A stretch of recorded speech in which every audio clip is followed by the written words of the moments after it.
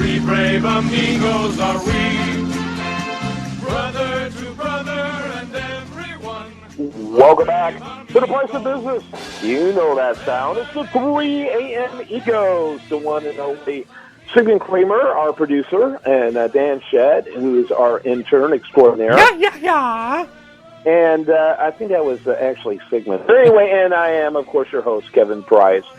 And I like to say we talk to you about you and your business, but not so much this segment, although we are going to talk a little bit about entrepreneurship here a little bit later, I think. Kind of an odd twist, emphasis on twist, maybe twisted.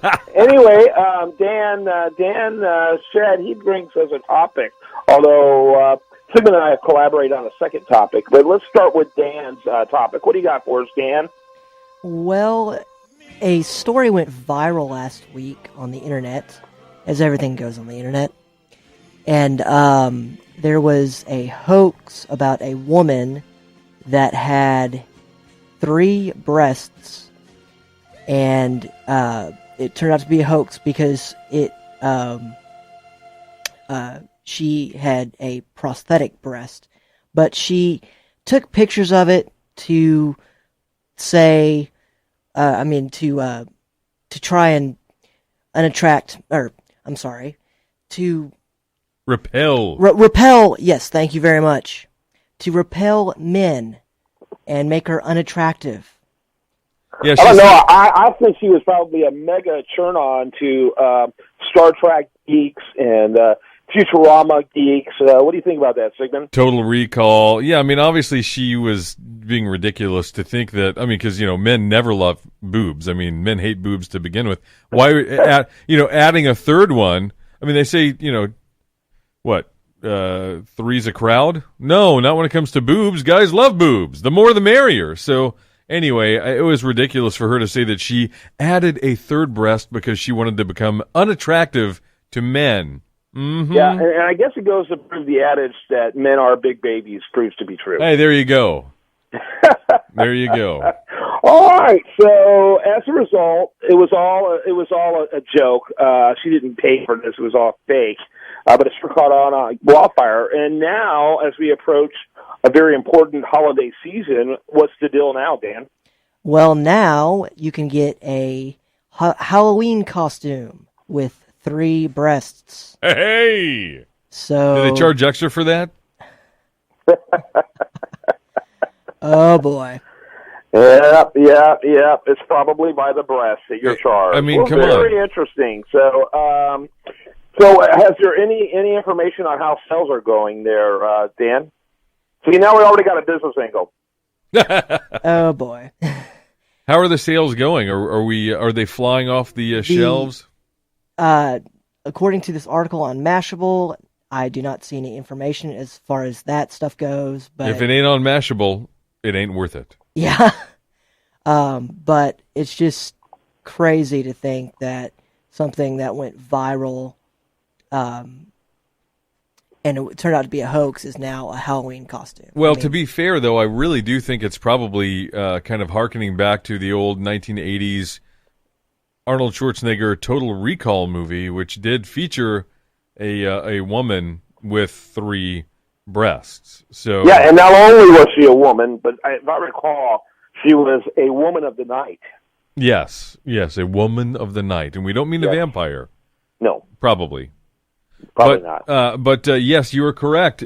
She was definitely a streetwalker, and in the red light district. Of course, on Mars isn't everything in the red light district. So, we'll see if this takes off. I think I would be pretty horrified if, say, a mom with her kids coming around doing trick-or-treating showed up dressed like that. I'd probably be freaked out by it. But maybe I'd give her an extra piece of candy. I don't know. I think this is all pretty insane. I mean, but then again, what is society coming to? What is society coming to? Well, we need to monitor how briskly these breastises move. That needs to be something we keep an eye on. All right, I'm going to change the subject. We're going away from the idea of insane society, aren't we? Yeah, no, we're actually going deeper. We're only going deeper. You introduced me to a story on your Facebook feed, Sigmund. Yeah. I want you to have the blame for this coming to our discussion, not me. So go ahead and tee it up for us. Well, sure. There's a wonderful organization out of Florida, and there are some just great couples. You know how couples like to do fun things, like in the 1970s. They had swingers, and it was a lot of fun. You find a babysitter for the kids, or hey, maybe even not, and you'd have people over to your house. You know, kind of a block party, and you'd swap keys, and with those keys, you'd be swapping wives, and it was called swinging. And it was all the rage in the 70s. Kevin, I'm sure you remember your parents getting involved in those sorts of things, right? My parents sure didn't, but, you know. My parents sure didn't. My parents were pretty square, and I can't tell you how grateful I am for that. Yeah, me too. I'm totally into square. Well, it's hip to be square, but it's also hip, apparently, if you're a Christian, to have a spouse-swapping website. That's right. You heard it here, folks.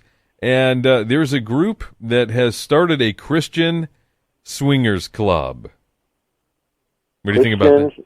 Swingers Club. And Yeah. What is this club called? Well, first of all, this gives new meaning to love your neighbor as yourself. And let's see, is there a name for this club? I'm sure there is. I'm not sure that I want to share it. No, I think you're right. I think we should not share it. I'm kind of ashamed of you because we were going to go look it up now as it is. But, yeah, what an indictment on a culture gone awry. I mean, it's getting crazy, you know, and this is particularly offensive, the idea of bringing in, Christianity into this and trying to justify it. And the fact that anyone would sign up for this, you know, and their whole excuse is, unless God tells me not to. I mean, really? Well, that's what I was going to get into, is that they're calling it a ministry, and the guy who started it says, hey, I don't think exchanging spouses conflicts with the Christian faith. I mean, after all, God hasn't told me, hey, stop that. It's a sin. I don't want you to do that. And until he does that, I'm going to keep trying to help as many people as I can. So he's helping people. Well, I hope God brings some lightning to that guy to help him wake up. I mean, you know, to me, it's just incredible, and it really, to me, kind of shows that if anyone signs up, how lack of an understanding there is of the Bible. You know, it's just an incredible lack of understanding. Dan, you're incredibly quiet. Your thoughts on this? Well, I just have to echo, everything that y'all said. I mean, I'm a very, liberal person when it comes to religious, things and, accepting people for who they are and stuff. But this is just absolutely absurd. It's a mockery, isn't exactly. it? Exactly. I mean, I just can't believe somebody would try to stretch the Christian faith this far. Yeah, they think maybe they've misunderstood Psalm 16:11, which reads, "At thy right hand there are pleasures forevermore." They may have been taking that a little bit out of context. A little bit out of context, yeah. That would be the understatement of the day. I'm just shocked. I continue to sit here and I look at where we're going as a nation, and I'm continuing to be in awe of how sad it truly is. What an indictment. This is supposed to be a fun segment. I'm totally depressed. Thanks so much to both of you gentlemen. Yeah, well, I mean, we could talk about puppies, if that'd make you feel better. Puppies are so cute. I got to tell you, I did my morning walk like I always do, and I walked past these group of ladies, and they collectively, there's three of them, and one of them had a pair of had twins, in a stroller, and there was like six dogs all together, all of them small dogs, all of them wagging tails, all of them liking each other, a couple of them occasionally, getting close to the dog, to the kids, and the kids loving on them. I mean, it was like you would have had to pay thousands of dollars to set up, maybe tens of thousands of dollars to set up a photo shoot like this. It was so adorable. Wow. Too bad I'm a little slow. I'm too busy walking. But like 3 minutes afterward, as they already have broken up, I was thinking, Dang, someone should have took a picture of that. Right. It was just adorable. Well, it would have been a great Hallmark card. Speaking of adorable, you know Fareed Zakaria, don't you? I know the name. Yeah, he's on CNN, and he used to work for Newsweek, and he's a columnist, and he's also the host of a show on CNN. And not that anybody watches it, but he's been having a lot of accusations about him being a plagiarist, him plagiarizing a lot, not just a little, but a lot. Oh yeah. I saw something about this. And is CNN now asking for help? Well, please help us catch any plagiarisms we may have missed. Yeah, I think Newsweek is doing that. But the point is, he's been paid big bucks for years, and CNN, even after the plagiarism has been proven to be true, CNN has not gotten rid of him. And it says that if you spot any plagiarism in the columns that Fareed Zakaria wrote for Newsweek, they want you to email them and let them know, even though he hasn't written for them for over 4 years. I think that it's fascinating because it seems to me that Newsweek is trying to bring bad publicity on themselves just so they can get any sort of publicity because they kind of fell off the radar. Well, Newsweek isn't owned by the same people anymore, right? Yeah, and they went online only, but then they decided, you know what, that's not working. So now they're going to start creating a print magazine again. Yeah.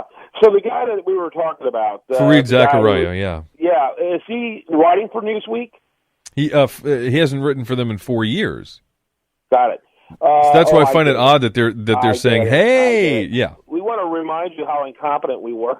Yeah, exactly. Yeah, that is what you call a slow news week or a company in real serious decline. Serious decline. What about you? Do you want to chime in on the plagiarism, or are you still stuck with the Christian swingers over there, Dan Shedd?